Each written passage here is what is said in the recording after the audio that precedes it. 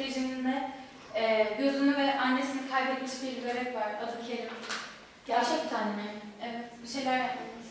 Sol gözünü kaybettiyse elimizle sol gözümüzü kapatabiliriz. Bu şekilde dikkat çekebiliriz. Tüm dünyayı duyabiliriz. Evet. الديمقراطية التي تقتل طفلا في شرق الأوسط.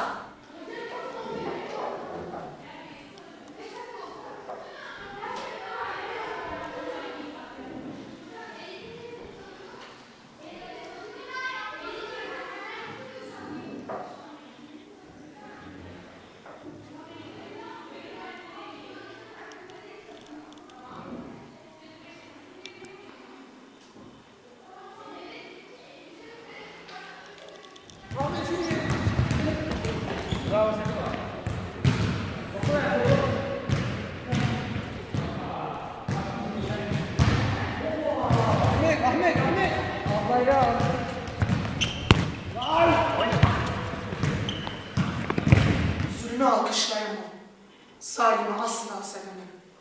Gelenin keyfi için geçmişe kalkıp sevemem. Biri ecdadıma saldırdı mı hatta boğarım. Boğamazsın ki. Hiç olmazsa yanımdan kovarım. 3,5 soysuzun ardından zarlık yapamam. Hele hak namına haksızlığa ölsem tapamam. Doğduğundan beridir aşığım istiklale. Bana hiç tasmalık etmiş değil altın lale. Yumuşak başlıysam kim de duysal koyunum? Kesilir belki. Fakat çekmeye gelmez boynum. Kanayan bir yara gördün mü yanar ta ciğerim. Onu dindirmek için kamçı yerim, çifte yerim. Adam aldırmada geç git diyemem. Aldırırım. Çiğnerim, çiğnenirim, hakkı tutar, kaldırırım. Zalimin hasmıyım ama severim mazlumu. İrticaın şu sizin lehçede manası bu mu? Stop playing blind man.